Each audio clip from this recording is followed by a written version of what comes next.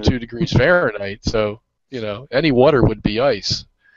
So I've got some questions for you based on what you just said. So you think you would say stars, the stars we see in the sky, are suns? Well, I mean, a rose by any other name is still a rose. It doesn't make any difference what you call it. The fact is there are lights out there, and if the sun is a ball of fire, well, we expect these other lights we see at night to be balls of fire also. And as even 1 Corinthians says, some stars are big, some are small, and so we have a variety of stars out there that God has made. Yes. So in that sense, I hope I have answered your question. No, you did. I just think from a flat earther's perspective, and I know a lot of the listeners and a lot of the people that are following this are Christian, Bible believing, and from what I've seen, nothing certainly says that anything is equal or greater than the sun. So by saying that, they always like to tell us that our star is an average star and that there's several larger and several smaller. And then also just your opinion or your comments on the fact that most people would consider the Bible a flat earth Bible, because really if you're talking about, there is no word globe and there is no word sphere. It does say God sits above the circle of the earth, which in my opinion definitely describes the flat earth better than it does the globe. So I'm wondering your opinion on whether you would consider the book a flat earth book or a sphere book. Well, the Bible never says that the earth is flat. The closest it comes to saying something of that nature is, let's say, for example, in Isaiah 11, verse 12, it says, I will gather my people from the four corners of the earth. So some people have taken that phrase to mean, well, if the Bible says four corners, that means it can't be a globe. It has to have four corners, and so they consider the earth an infinite plane stretching from one end of the so-called universe to the other, and we're in the middle of that plane. The fact is that the Bible uses those phrases in many different ways, and one prominent way it uses that is to represent the four compass points when it talks about four corners. For example, in Luke chapter 13, verse 29, Jesus says, he will call out his people, and they will come from the east and the west and the north and the south. Now that's a same thing as Isaiah 11:12 said, that God will call his people from the four corners of the earth. So what we find here is that the Bible is defining its own terms. It's not corners in the sense of an infinite plane, it's corners in the sense of the compass points. Okay. And what would you say to someone who were to question maybe the fact of Jesus supposedly on his second coming would be coming on a cloud and everyone would be able to see him? Whereas that's something that, and where I'm going with this, Robert, is to us, who I think you took a certain step away from conventional science, and myself, I can only speak for myself, when I kind of started over and started looking at everything, once I realized that there was lies being told and that there was misdirection and miscommunication and certain things that seemed to pass right through the scientific method without having to go through the actual steps, I just wanted to look at everything. So when I looked at certain things, it looked as if they were constantly trying to get rid of, any way they could, any idea of a creator. So when I see them say Jesus is supposed to come back on a cloud, it makes sense to me that they just quickly turned it into a ball and said, that's even better because guess what? Everybody can't see him if he's on a ball. Same thing when Satan takes him to the highest mountain and has him look at the entire earth, something else that couldn't happen on a sphere.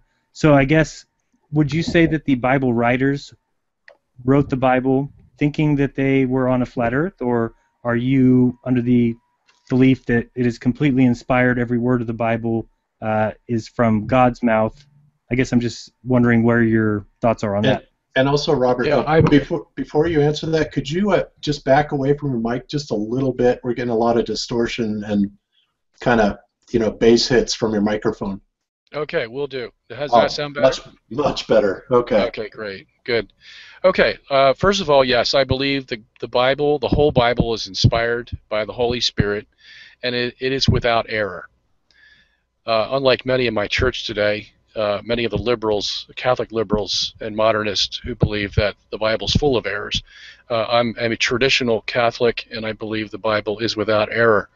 So when I see a phrase, I try to interpret as literally as possible. I take the Bible at face value for the way God meant it to be.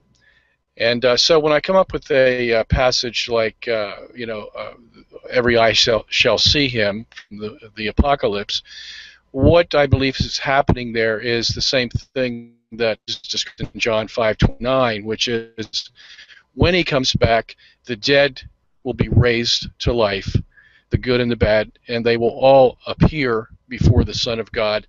So as Jesus is coming back, at the same time, all the bodies are being raised, and those that are left on earth are being taken up into the sky. So they're not on the earth anymore. They're in the air, and they are in front of Jesus. So it is a linear model, so to speak. It's not a spherical model anymore because they've been raised from the earth to meet Jesus at the Judgment Day. So that answers that question. And what was the other passage you talked about? No, I guess that was good. I was just seeing if you took the Bible literally. The one you said where Jesus was taken up to the mountain by the devil and shown the kingdoms. Yeah, there the word "gay" in Greek can mean either earth or land. So what it's saying there is Jesus was taken up to the mountain to see all the land before him, and that's basically talking about the land of Judea. And you could see that from a very high mountain. It doesn't mean the whole earth, so we don't have to induce that there is a spherical earth in view there. Okay. Bob, you have any questions on that, or TJ? I did have a question. I've heard you in your other videos talk about the big S or capital S. I can't remember which one you called it, but what is this you're referring to? I'm confused. Well, someone with a capital S refers to God, so when I say, if I said, if the Earth is in the center of the universe, someone had to put it there, and it's a small s on the someone. I got you. Okay. Yeah. So when I say capital, I'm referring to God. Yeah. Okay. I was also going to make a comment just on that land and earth and world. One of the things about these ancient cultures as well, when they talk about their own world and their own land, or many times even talk about the earth, they don't really care about anybody else. I mean, they're kind of selfish. They live in their own world, and that's what they care about. And we see in the scripture a lot where a lot of people are saying to Jesus, are you coming to deliver us and make Israel great, or make Israel great again, and things like that. So they cared about their world, and when they tend to talk about the world, in many cases they're talking about their world in the land where they live. So I agree with what Robert is saying, is that when we see like Jesus going up, I mean, Jesus he didn't have Superman vision. There's no way he'd have been able to see the whole world anyway. We can go to the top of a mountain. We can't see the whole world. We can only see out a certain distance. So that's one thing I think people confuse those terms to mean something more than they are. Like, for example, growing up, my mom really got into a lot of the prophecy people, and they had to come up, well, if the whole earth or the whole world is going to see Jesus come back, then they're going to have TV screens in the sky and show everybody, because, well, some people don't have TVs, and some people are going to be out in the park or out wherever, and they're not going to have a TV there, so we're going to have, so they come up with all this stuff when we see that really what they're talking about is that there's supposed to be a reunion in the land, and Jesus would return, and most of the people would see him, but really what I think is not the whole world is going to see him, meaning the whole earth, but all those that are in that part of the world will see him return. Okay, so I wanted to get into a little bit more of some of the things that we see that have allowed us to go right past geocentrism, and ask you on most of these, is it something that you see being feasible? For me, I know at this point without a shadow of a doubt that the stars are not suns, because when I hear things like trillions of miles away, it's more words to me that are trying to remove us from the place of importance I believe that we are.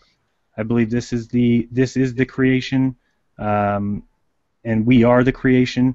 And so when you start getting into, well, there's other suns or bigger suns or planets rotating these other suns, and then you start talking the closest star to our own is 25 trillion miles away, that's something that I can almost dismiss just because of the absurdity of it.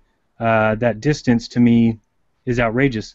So would you say it's a possibility that because everything that NASA says and everything that any amateur astronomer is going to see or say, or any kind of astronomer at all, has to go through basically NASA's telescope as far as getting some of these distances, would you say that there's any chance that those could be a few thousand miles high and they're just lights? No, I would say there is no possibility that that could be true, and I can go on to explain why. First of all, you have to deal with the evidence from stellar parallax, and these are well documented data that comes from telescope observations as far back as Bradley in the 1700s. As a matter of fact, it's not only stellar parallax you have to deal with stellar aberration.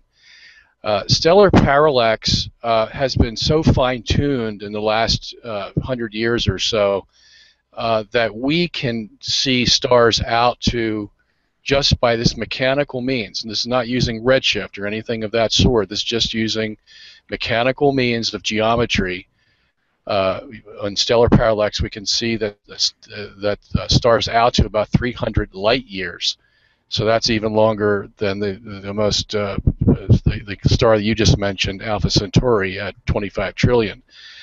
So yes, and that's a proven thing. I mean, for you to upset that, you'd have to go into all the data and try to figure out why else would there be a parallax between a star closer to us than a star that's more distant from us. I haven't seen any explanations of that. What I have seen is that the flat Earth theory is going to require that the stars are only 3,000 miles away, because they're going to have to answer why we see the northern stars and the southern stars all in one night. And the only way that could be is to have the stars 3,000 miles away. But to have something necessary for your theory is a lot different than proving that it's the case.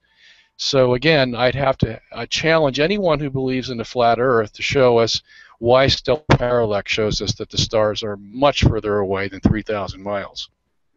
Well, I know Bob probably has something to say about that, but in your video, you kind of made it clear that you thought certain test results came out as a result of, or to prove, other theories, correct? Like certain experiments were basically done in order to prove another theory, basically saying that parallax and these kind of things could have been done just to prove relativity.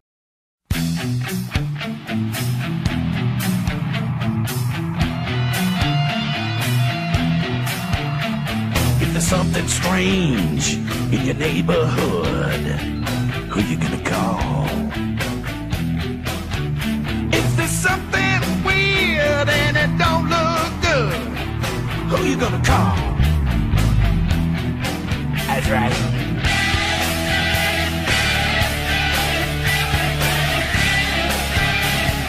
I ain't afraid of no ghost. Can you see him?